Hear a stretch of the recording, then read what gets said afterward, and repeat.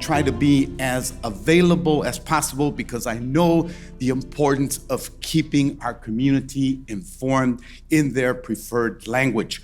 A tragic recent example of this, of course, was the school shooting at Robb Elementary School in Uvalde, Texas, where the majority of parents are Spanish-speaking or Spanish-dominant or Spanish speakers. So Spanish language networks were among the first to report the news and the first to talk with the families and communicate their tremendous grief.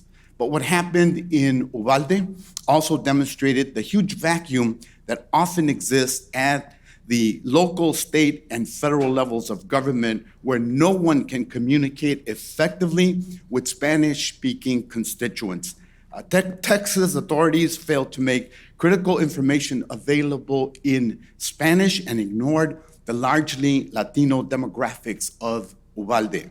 Many Spanish resources on the shooting were sourced by bilingual journalists or facilitated by members of Congress, which is why at the time I joined Representatives Grijalva, Castro, Norma Torres, and Veronica Escobar in a letter to the Texas Department of Safety requesting that all information pertaining to the shootings at Robb Elementary School be provided in Spanish as well as English, right? Common sense.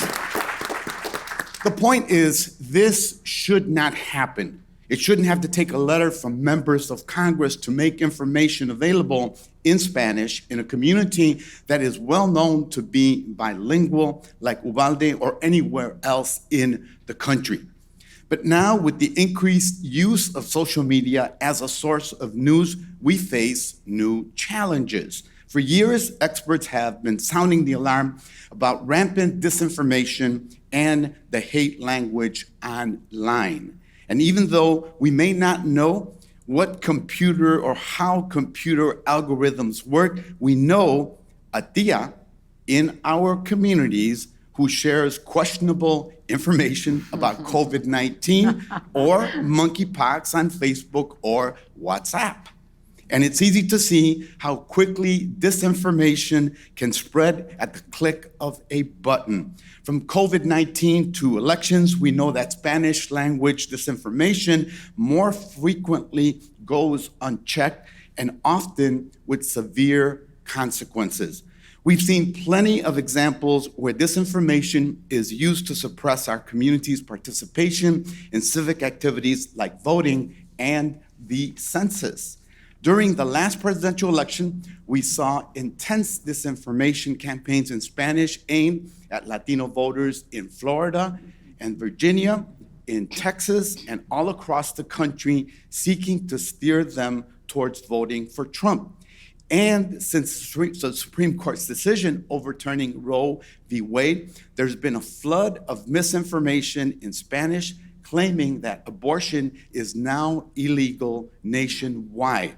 And that, of course, is not true. And of course, that is looking to spread fear among Latinas. For example, abortion is available in Illinois, the state that I represent. So this in particular could have a serious impact on women's health. But the reach of this information goes far beyond the US. For example, disinformation campaigns have increasingly influenced electoral outcomes in Latin America. In Chile, journalists reported on what they called a digital war against the proposed new constitution, which was ultimately rejected by voters last week. And in Brazil, researchers pointed out that, quote, fake news and misinformation campaigns will be core threats to a transparent, a fair process for next month's elections. This is the largest country in Latin America. We've also seen the deadly consequences of when social media platforms are used to amplify violent ideologies and white supremacist beliefs.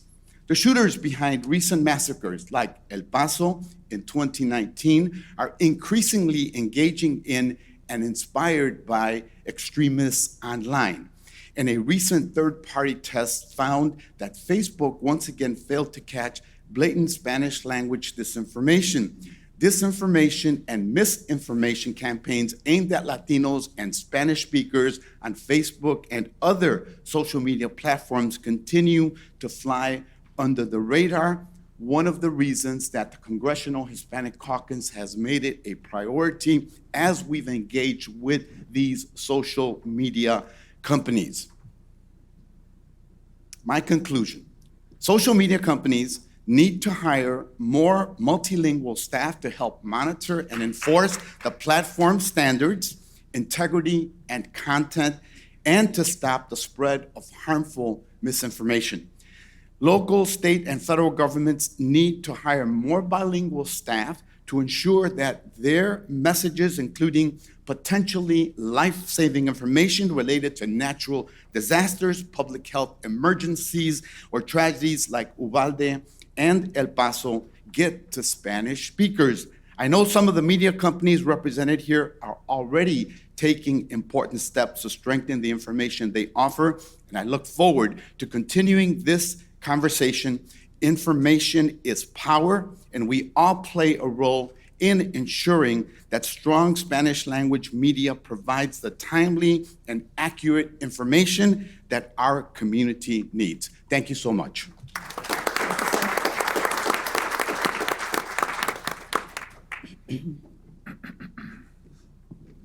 Thank you, Congressman Garcia, for your words. It is now my pleasure to introduce welcoming remarks from Miguel Franco. Miguel Franco is Vice President of Government Affairs for NBC Universal Telemundo Enterprises. Miguel is the primary point of contact for NBC Universal Telemundo Enterprises on all matters related to the federal government affairs. He is responsible for building and strengthening working relationships with policymakers and administration officials in Washington, D.C. Please welcome Miguel Franco.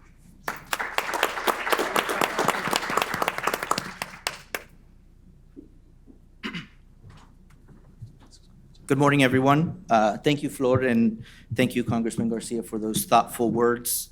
I'm thrilled to participate in this year's Leadership Conference and representing Comcast NBC Universal Telemundo as a sponsor of this important breakout session.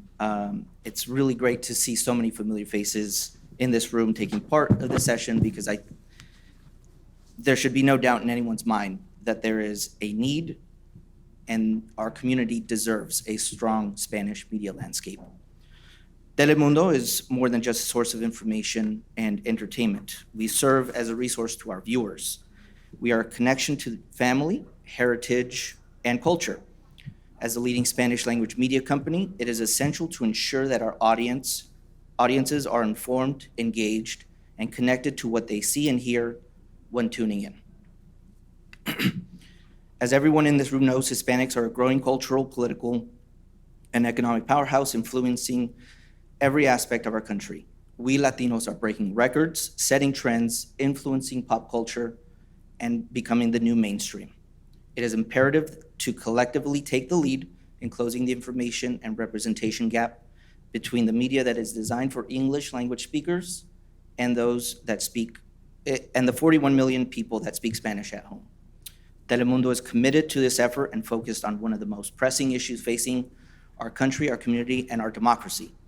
Unfortunately, Hispanics constitute a vulnerable target of misinformation due to the greater dependence on unofficial sources of information and bypass conventional fact-checking and content moderation procedures. This is why we are committed to empowering Spanish speakers in the U.S. with digital media literacy skills, offering tips and trainings on how to spot misinformation online. By partnering with the Poynter Institute's MediaWise and Google News, we have developed micro-learning courses on WhatsApp and videos on YouTube with internationally recognized journalists.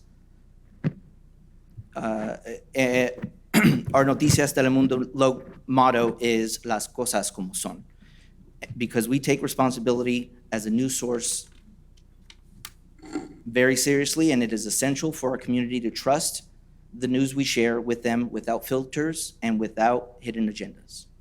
In addition to the diligent work of our news team, Telemundo is leading efforts to meet the growing demand of U.S. Latinos for authentic stories and bilingual content. Through massive investments in contents on screens, large and small, Telemundo is launching T+ on Peacock to be the go-to content hub for all things Latino, including La Copa Mundial this coming November, starting on November 20th. So tune in.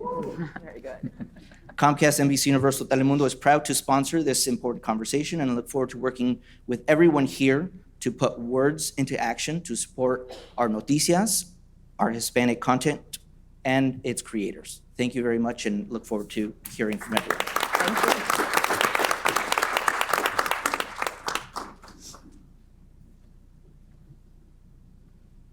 Thank you, Miguel, for your words. It is now my pleasure to introduce today's moderator, Cristina Tarraguila. Cristina is a senior program director at the International Center for Journalists, founder of Lupa, Brazil's largest fact-checking organization, and columnist for UOL.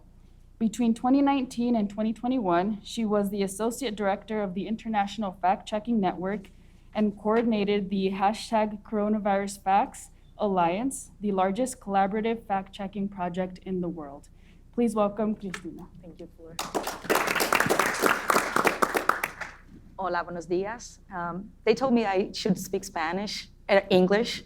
I'm Brazilian, probably the only person in the room who speaks Portuguese too. I'm very glad to be here, and I see the largest names in the fact-checking community, in the Disinfo Fight community with me. We have Carlos Quirino from Univision. We have Stacy de Armas from Nielsen. We have Penelaine Ramirez from the Futuro Media Group, and Enrique Acevedo from El Tiempo Latino. And this is a very great opportunity to discuss something that I've been trying to push as a Brazilian in the United States. Why is information in Spanish so underconsumed? My husband and my daughter are Spanish, born in Spain. And when we got here from Brazil, they both asked me, like, why are we watching CNN in English? Why are we watching ABC and CBS? And that got me thinking. And when I joined the International Fact-Checking Network, the first thing that I noticed is that by 2019, about 10 years after fact-checking was awarded a Pulitzer Prize for its work with the PolitiFact team, we had only 3 media outlets offering fact-check in Spanish, which was completely odd. And on the other hand, we had like 9 or 10 offering English fact-check content. And at the same time, I got myself to research a little bit on what was this information like in 19 and 20 and 21.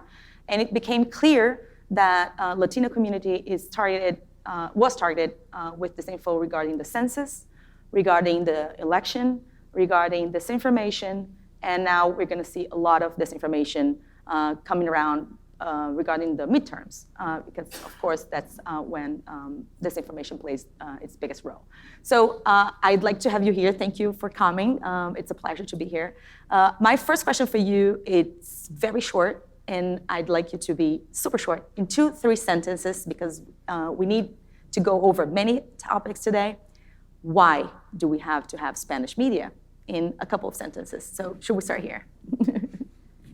Sure. Thank you for the invitation, and I'm happy to be here with you all. My name is Stacy de Armas from Nielsen, but I'm not going to speak to you as Stacy de Armas from Nielsen for this particular answer. I'll speak to you as Stacy. And I think Spanish language media in general, I think we're talking about news media here very specifically, but certainly there's entertainment as well, plays an outsized role that is often under-socialized. So what I mean is we know, many of us, whether we're Spanish language dominant or we just prefer to consume content in Spanish because it offers a nuance that is just really hard to get, right, in any other place. It plays this outsized roles within our community in influencing us and helping us understand what's happening from our perspective and our lens. So very shortly, it's a big question for personally speaking, there is media that I consume in both English and in Spanish. It depends on what that content is. My favorite place is Spanish language TikTok. So if anyone's there, and I wouldn't say that that's news media, but it gives me just a culture touch point that I cannot get anywhere else, and certainly not in English language media. So I do feel it plays an outsized role. Nielsen's job is to make sure that we measure and report on that. Carlos. Well, hello all. My name is Carlos Chirinos. I'm the political editor for Univision, Televisa Univision now. Maybe you know we changed denomination recently. Well, for me, it's simpler in the sense that we have 40 million Hispanics in the country. Not of all speak Spanish, of course, but as you said, there's a cultural thing that we have to nurture. We have to keep that connection with the heritage and be available for the people to keep the connection, you know, and to talk the language, because sometimes we have discussed among us many times that the English networks, they not necessarily treat the things and the issues the way the Hispanic can relate better to that. No? So we are there for that, and as we were discussing last week, Penile, sometimes Spanish do it first, and maybe a month or a year after, somebody from the English environment discover the news, and they go with that, and they take the credits. No, that's definitely good. That's very true. I'm going to give That's that a great level point. applause. Yeah, amazing. Penile, what do you think? Thank you for the invitation. My name is Penile Ramirez. I am the head of the investigative team of Futuro Media Group, based in Harlem, New York. Buenos días a todos y a todas. I think there are three main reasons. First is a business opportunity. We have a large Hispanic population growing, the fastest growing new majority or minority, have the way you call it. We saw the data from the census from 2010 to 2020, the growth of people calling themselves Hispanics in this country. Now the Hispanic population in this country is more like the population of United Kingdom or France, more than the population of Italy. So if you think that as a business, there is a lot of money you can make if you invest in Spanish news media. But also, a recent report from the City University of New York discovered that there are over 600 news media outlets in the United States, but there are just in certain regions of the country. As you can imagine, in Arizona, Texas, Upper East Coast, and California. But you have the fastest growing of Latino populations in other places as well, as South Dakota and North Dakota.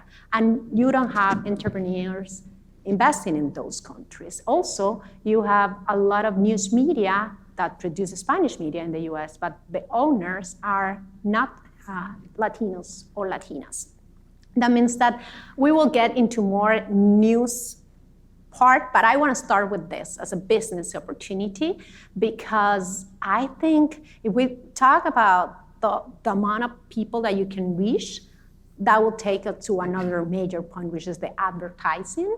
And you can see from Nielsen data that Univision and Telemundo beats major mainstream television media like ABC, CBS, NBC, week after week after week. And the advertising doesn't reflect that. So I want to start, we're talking about a lot of journalism in this panel, but I want to start pointing out to the business opportunity, because that's a simple way to explain what is important. Of course, we talk about the heritage, we talk about identity and representation, but let's think with this American mindset, and it is because there is money in that. There is a lot of people consuming that news. So I want to take it from there, and I'll leave the rest. That's a great point. Enrique, what do you think? Well, I'm Enrique Acevedo. I'm a contributor for El Tiempo Latino. I'm also a correspondent at CBS News. In 2020, I became the first Latino in the 54-year history of 60 Minutes to be a correspondent there. And thank you.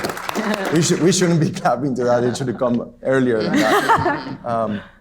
But so I just mentioned that because CBS has been mentioned a couple of times on the panel. I'm sorry. No, it's fair. I would say, of course, like Stacy said, there's the cultural nuance to the importance of strong Spanish language media. There's The fact that sometimes Spanish language media, and I know this because I worked at Telemundo and Univision, cover stories that English language media are not covering and that are very important. And there's also the business opportunity. So there's all of that. But I think to make it very short I think that the most important point I'd make is Latino issues are American issues. It's not a different part of our national identity. It's not a different part of our collective interest. It's at the heart of it. And that's why Spanish language media is so important. The congressman was talking about the example of Ubalde. How about the pandemic? Right. When we all realize how important these issues are to our larger agenda, right? To our national interest in terms of health inequities, economic disparities, and the impact that has on our GDP, on our politics, on everything that we are and everything that we do. So I think that's, in one sentence, why we need, and honestly, why we have a strong Spanish language media in this country. The two examples of the two big networks, the investments that have been made on those networks to have the talent, the resources to cover the issues that are needed to be reported on, and why we have a set of new platforms like Futuro Media, like the best Spanish language newspaper in the country, El Tiempo Latino. I think the road forward, I'm optimistic about how important these outlets are becoming and how essential we all are to, again, our national conversation. Yeah, I totally agree. I think the four answers, they complement each other. But I want to go back to Penley, because if there is business, if there is audience, if there's people willing to pay, read, why do we only have just two networks that are gigantic on TV? What is missing? Is it funding? Is it students that are coming out of college ready to take place in newsrooms and actually write or report? Is it ads? What is missing? And then I see Stacey, you made a move. You can also take that question. I think I just want to add to what Penile shared. We are 62 million, and one really interesting piece of research that I did just a few months ago was understanding what we, I think, have come to commonly call the boomerang effect, right? So people sort of coming back to language. But this really interesting stat was first generation and how first generation identifies with their Latinidad, and then second generation actually being just about 10 percentage points higher. So what we're seeing is all people, and this is for, from gender identity to race and ethnicity, are really reaching back to their roots and wanting to identify. And in many cases for our community, this is just natural, right? I'm first generation, but wanting to reach back. I think about my kids and how strongly they identify as Latinos. My son just went to college 2 weeks ago. He's in ACER, he's their student group, he's a leader. And I think, wow, he's beyond in wanting to connect. And so to your point, and of course to yours, I think the opportunity is going to grow. You said that as well. Increasingly, Latinos are choosing in-language media, news, content as a choice. We understand that here, many people are still Spanish language, dominant or preferred, but there are folks that are choosing in-language media and news and content even if they speak English with proficiency, because it's a choice because of the nuance and because of the information and because of the stories. You made a really good point about stories being told. I'm Cuban. I can't find any English language stories about what's happening in Cuba, so I have to consume that content in language so that I can find what's happening and stay in touch with my culture. So to wrap it up and allow others, of course, time to talk, I think the opportunity is growing, and I think you're going to see more and more media companies coming up that are serving in language. We've certainly seen that in streaming, but when it comes to news media in particular, serving up that content because the pie is actually growing by choice. People are choosing to consume in language. Two optimists so far in the panel. Very good, very good. Go ahead, Penley. Do you see a clear reason why it is going to grow, according to both our friends here, but why is it taking, at least for me, 3 years to pick up? Well, I think that there is a systemic racism. That's the simple answer. It's like the big elephant in the room, and we should get rid of it at this point. It is a racism systemic problem in this country, and we should address that. We should acknowledge that as a society, as a democracy. And I have devoted almost all of my career to prove that with investigative journalism, and I will continue doing it. So, and Enrique has been the anchor of my stories for many years while I was an investigative correspondent for Univision. So you can prove it story by story by story. There is underinvestment for sure. And there is underinvestment. There is no simple explanation of how the advertising is less, how the advertising is less in quantity and in amount, and the investment is less, and the investment in Spanish or bilingual part of mainstream media in English that has some investment in Spanish. We had a few years ago, we had a huge investment from the New York Times to create more content in Spanish, and then one day after it just disappeared. But you have that people looking for that content anyway. The people exist, the consumers exist. So I don't know, we don't have anyone from the New York Times. That's what creates the mis and disinformation. People are seeking it, and there's so few places to get Exactly, but at the same time, you have this other stories that are just covered in Spanish or in a bilingual treatment. And I want to give a couple of examples of my current job with Futuro Media. As you know, Futuro Media was founded by Maria Hinojosa, who was the first Latino reporter for Latino USA with NPR, the path that then Enrique made in 60 Minutes. But right now, Futuro Studios, which is a newer division of Futuro Media, created some podcasts. One was called Anything for Selena, and it reached like a giant, more than 1 million downloads, and it was a bilingual podcast. And then you have another podcast about the mysterious die of Chalino, which was one of the singers and creators of narco corridos in the north of Mexico. And you have more people downloading the podcast, the version in Spanish, than the version in English.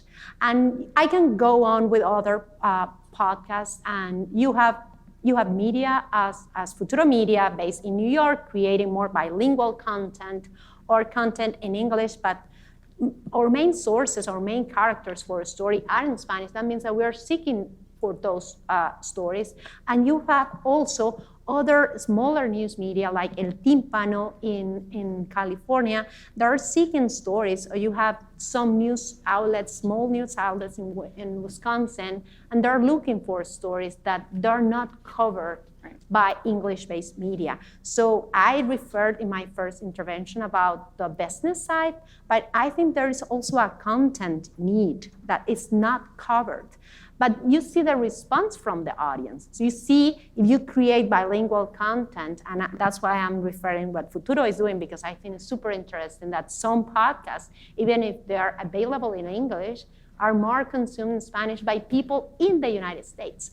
It is important to say that according to the latest census, 80% of the Hispanics in the US are US citizens. They are not just people that just came 3 days before, and they speak Spanish. And I think and going back to the Valde example, you had this momentum 40 years ago, 50 years ago, assimilation, that you need to hide your accent, you need to hide your identity. But now we have representation. We have Enrique Acevedo in 60 Minutes. We have María Elena Salinas in ABC News. We have Maria Hinojosa in MSNBC. So you are a girl sitting in your house in Austin, and you are seeing these people on screen, and you see that they are like you. They look like you. Yep. So you don't have to hide your accent, hide your bilingualism. I love this phrase from Maria Elena Salinas to say, embrace your bilingualism. So because it is an identity, you don't have to choose between one identity and the other. Sometimes you are even speaking in English, but that specific word, you only just gotta say know how to say it in Spanish. But even otherwise, sometimes you're speaking in Spanish, but that the words that you are trying to say, comes to your mind in English, and that's your identity. You don't have to choose. And I think we need a strong Spanish media, and we need bilingual media that reflects that reality because the audience is seeking for that. And Just to make a quick yeah. point, if you don't mind, Penile mentioned representation, and talking about accents. If I, with my thick Mexican accent, can track a story where Mike Wallace used to on 60 Minutes, or where Walter Cronkite used to sit with my thick Mexican accent, anyone can do it. And embrace that. But not as well. But underrepresentation is an important thing. I think now that we've all acknowledged and recognized the importance of the Latino community in this country, representation is the next step. And we see this across industries, in politics, in places like Texas. We are almost half of the population and around 10% of all elected officials. That's important because once you have a Latino, a Latina in a position of decision-making, then the policies reflect that diversity and that demographic composition. Until you don't, it's going to be hard to achieve that. The same happens in media. In Hollywood, we saw Congressman Castro talk about how little representation we have of Latinos in soft power, in cultural positions. Today in the US, the face of American cultural power is Black, in sports, in music, in culture. We need more Latinos to be part of that. We have some many. Love that. I Well, love that. no, we have some. Let me- And just finally, just this thing, which I think is very important. In media, the representation not only comes through talent, through those who have crossed over or who are doing amazing work in platforms in Spanish, but also who owns and operates these outlets. Correct. In the case of Televisa Univision, now we have a Mexican group of businessmen who are operating this and who are making decisions, who are culturally competent with this audience. In the case of Telemundo, you have someone like Cesar Conde at the top of the organization, making decisions, calling the shots, right? We see more of that, and I think it's super important. In the case of El Tiempo Latino, it's owned by Latinos. It's operated by Latinos. Also Futuro. Also Yeah. Futuro Media. So I think that's also an important part of this discussion on I think you're representation. totally right. And I wanna give Carlos the word, but No, I was going back to the business. let me ask you one thing. Sure. Is translation enough? No, definitely Good. not. No, I like somebody someone asked. Yeah. Okay, I love you, that. audience. You're all Translation right. is not enough, right? Because I keep saying that to fact checkers around me, say you can just not No, it's not. grab a fact check that was published in English and just literally translate it with a Google notice that, Translate. It's not going to work. In the newsroom, you notice that translation is not enough. For example, when you take the wires that are coming from AP, Reuters, or whatever, they do translate their stories, and they are showing they are reducing the staff that is working in Spanish. That's another phenomenon inside AP or Reuters or AFP. But I wanted to say something about the business issue that Penile highlighted. I wonder, I'm not a businessman, of course, I'm a journalist, but I wonder if the fragmentation of the community has something to do with that. Because, I mean, when it comes to markets, scale is important, no? And we have so many Hispanic markets, because we know Hispanic from Florida are different from Hispanic from California, from Texas, or from Illinois, or from wherever. And the Colombians, the Mexicans, the Cubans, And inside, right? I'm the inside, for community. example, I come from South Florida. I'm based in Miami. And you know that Hispanics in Miami. We know. We know. I have family there. We don't have to go into You're it. Cuban. I'm Cuban, I know. I'm Cuban too, so. Okay. I'm Venezuelan. So we are, no, there are Colombians, Nicaraguans, and tends to be some separation between That's a them, nice no? way to put it. Diplomatic. So I wonder if that it has something to do with the fact that we cannot project Hispanic media as a serious business, because there is business there, because you have Univision, you have Telemundo, in South Florida you have small, medium TV networks as well, and That's, the media. that's a lot of food for thought. You're saying that the Latinos, and that's obvious, it's a diverse community. So you don't treat them as a whole group, neither as a consumer nor as an audience. So Well, I think it depends. Okay. With brands and advertisers, and so this is where some of the work that I do, we come at brands and advertisers with the power of the community, because if we start separate, I mean, we always want to talk that the community, it depends on who we're speaking with, but we want to talk, of course, we're not a monolith, we have, and we break that down. But then there are other times when I feel like part of my role at Nielsen is part of my role at Nielsen is to encourage investment into the Latino community. So I come at the community then with the power of the whole. And in fact, just shameless plug, we just released about 45 minutes ago our Nielsen Hispanic report. It's free. Nielsen.com/Latinx, get it. It talks about a lot of the things that Enrique specifically just said, where we talked about representation in media. And that doesn't maybe directly affect investment, but brands are increasingly wanting to ensure that they're investing in content that has good representation, not just on camera, but behind camera too. So we break that down. I think that's a critical point. I want to take that, and Enrique, go to you. I feel sometimes that there's also lack of representation in the sources. Yeah. We keep interviewing, I mean, I'm not in the Spanish media, but we keep interviewing the English-speaking people. So do you see that too, and how do we solve it? Absolutely. I remember before the pandemic, I was still working at Univision then, and I told our then news president, we really need to find epidemiologists, vaccinologists, public health experts, people that can guide us through this pandemic. And thank God we had Dr. Juan, who's an angel, an amazing professional.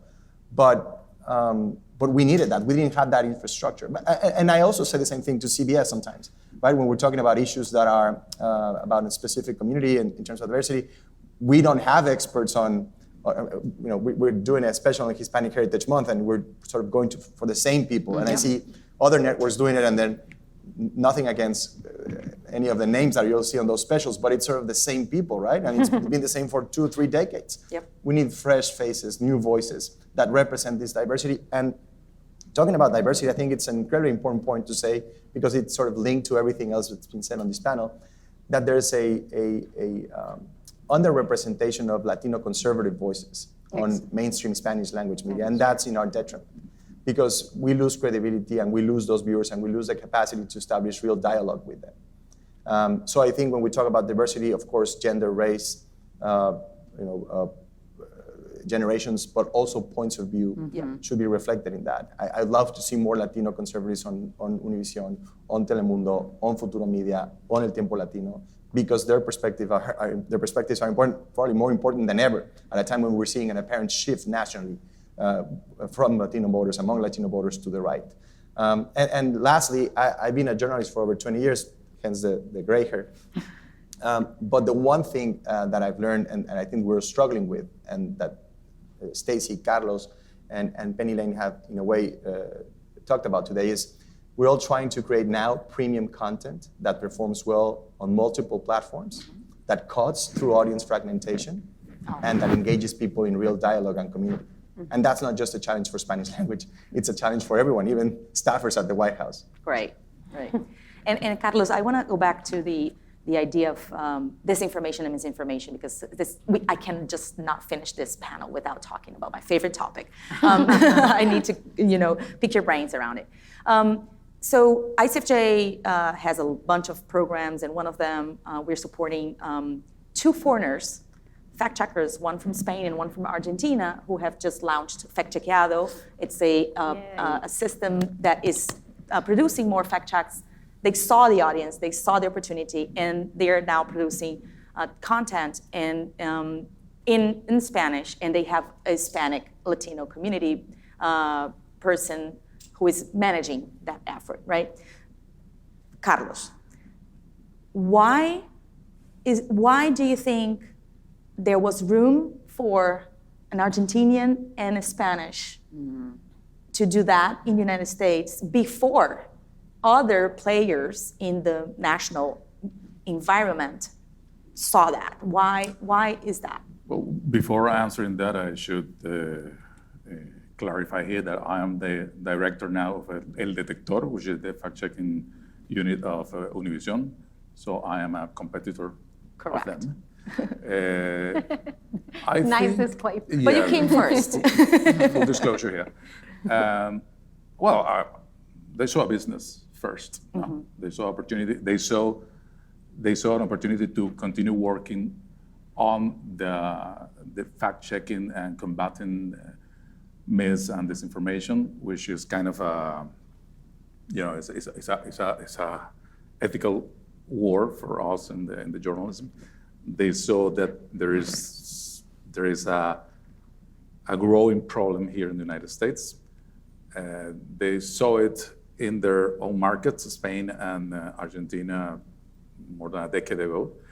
But all of a sudden, they realized that United States was the first and upmost example of disinformation and how it affects the public discourse and, in the end, the life of everybody, you know? Because we all lost when disinformation is spread the way it is being done right now. They saw this at the same time. They saw a business opportunity because not just for the dollar, Right. but a business opportunity that would allow them to keep the operations going and to continue combating the misinformation. And you're right. I mean, we should have had this idea, people inside the United States. We at Univision had it in 2016. Late, we should recognize. Telemundo as well had its own operation. And now you have AFP and Reuters and AP. They have their own specific Spanish fact-checking branches. But yeah, I wonder, for example, why the New York Times or Washington. I don't want to put nobody in the spot, but I wonder how. Well, we have just talked how New York Times axed their Spanish operation, and their explanation at the moment was that editorially everything was fine and sound, but it was not business. Yeah, the business was not good, no. And that goes against what we have been talking here, no. And they're the New York Times. That's my big question mark. I see that both sides are based on facts. There is a gigantic market, but on the other hand, I see the New York Times closing and shutting down operations. And like, what is missing in between? But I think, and I want to add to that, there are giant news media, mainstream white media in the U.S. covering things that they should be covering anyway, like climate change, for example, like news that are directly focus on underrepresented communities or historically marginalized communities of sports. And they're doing it through grants. Maybe they don't see a giant business model on it, but they're seeking those funds with nonprofit side of the business. They are seeking for giant grants. AP now has an bigger operation to cover climate change. So I think we should push for that content. I do too. And there is money in America to do something if you really want to do it. The United States, as we all know, has a strong philanthropy, as this event proves, among other things. So there is a way to look for the resources, and I think. And the business model, as Acevedo said too, is we are all figuring out things, like the switch from buying the newspaper every morning to subscription model has been a challenge. We have discussed that a lot. The multimedia, it's been a challenge. The content, free content online, and the social media platforms. All the newsrooms in the country now are figuring out how to deal with news by TikTok, because there is an audience there. So now they're putting a lot of resources and energy and time and money into trying to figure it out. So that goes back to why we don't have more, if we know the audience is there, and you try to do it, you failed, and you say, oh, so sorry, I'm not doing it anymore. I like the fact that you brought the social media, because as someone who is, I'm a Latino, but I'm not Spanish speaking. You have a I'm almost problem. there. Yeah, I'm in between, right? And because Portuguese is more underrepresented. Underrepresented. But I keep thinking, is Latino media, Spanish-speaking media, competing with social media networks? So let me just, maybe Stacey, you have some data from Nielsen. In Brazil, 89% of the population says they first place to go to consume news is WhatsApp. as if WhatsApp was a news producer, Yeah.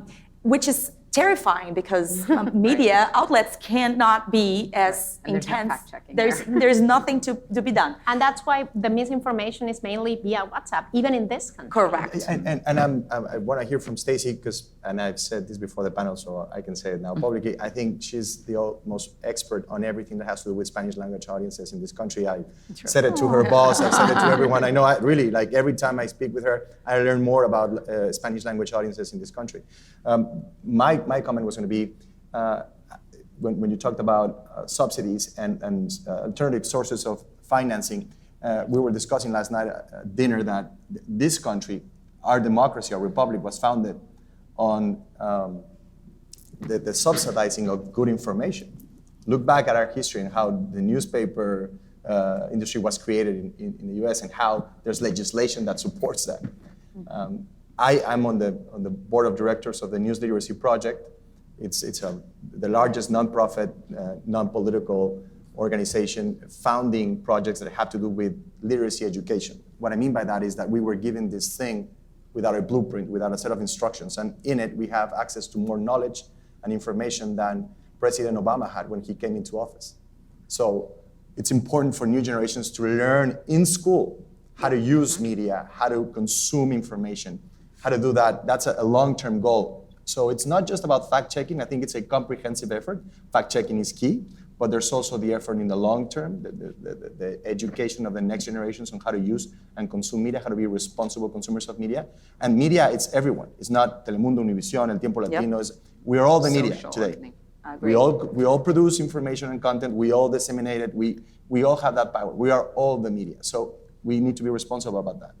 And the last component of it, I think, it's not just fact-checking and educating the next generation, but raising the voices of the good information, right? The algorithms on social media right now, they incentivize bad behavior. Yep. And they put that on the top. And they demand an emotional response from consumers. And they make money off of that.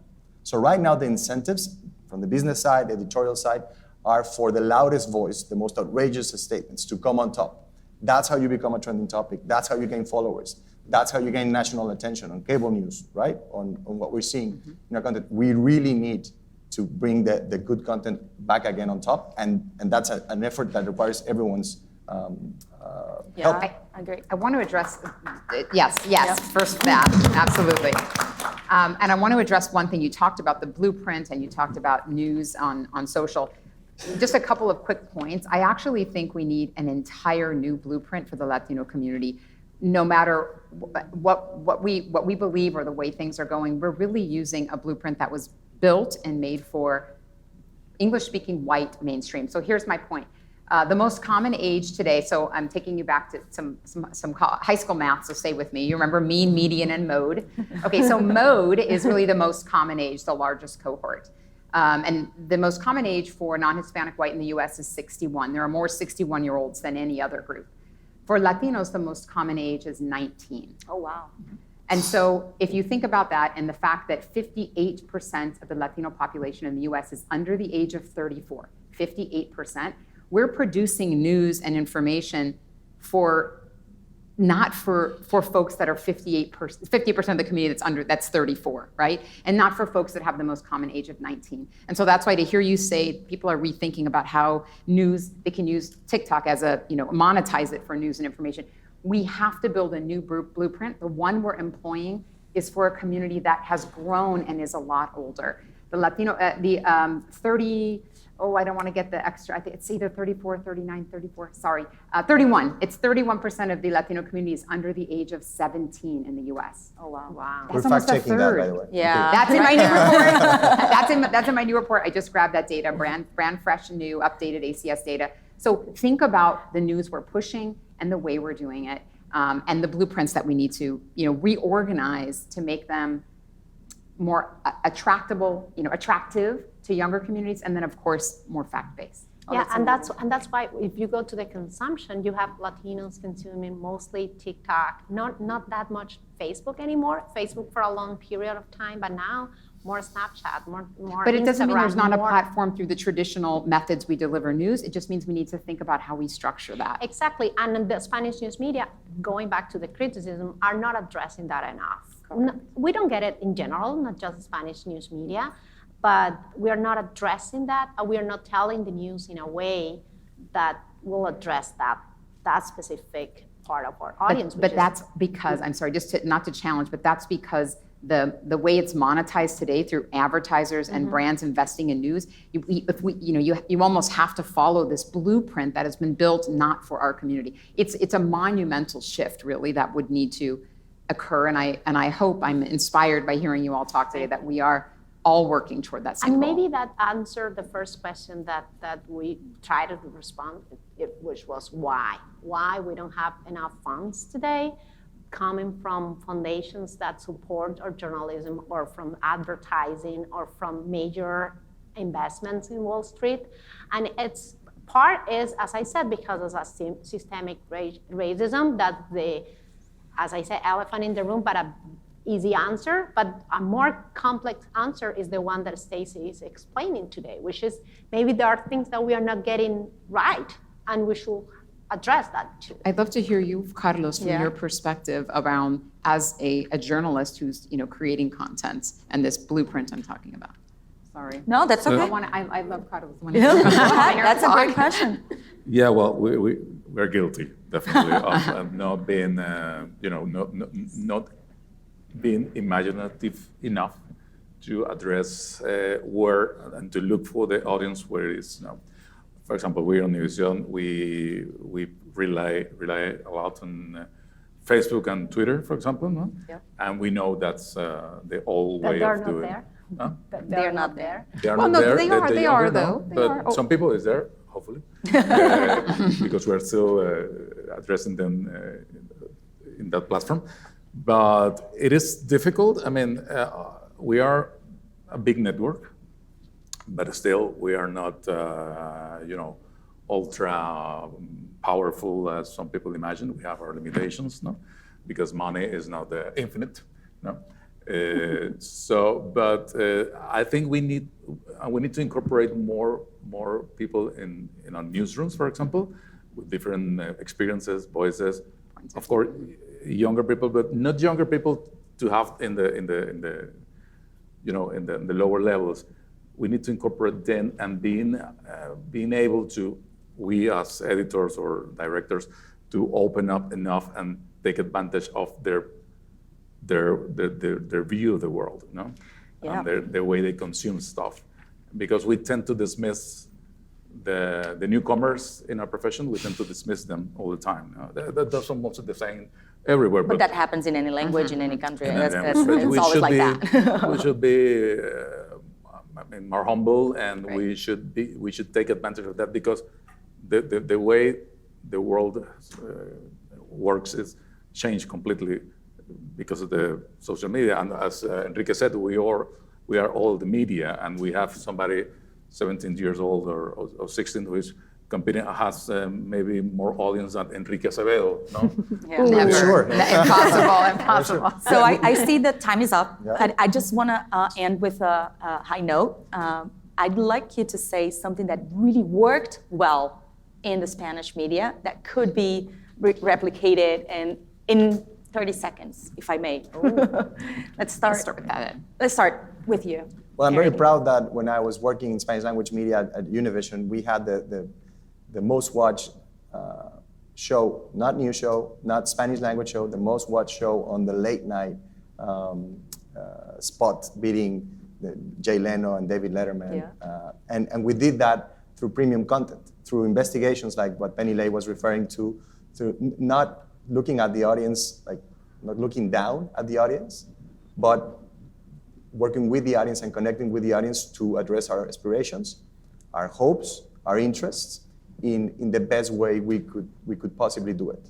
Every day, we would go in there and try to offer them the best dish that our kitchen was able to prepare with the best ingredients. And that's a secret recipe. And we did that very well for a decade. So Let's keep doing that's it. my high note. Let's keep doing it. Thank you for doing that.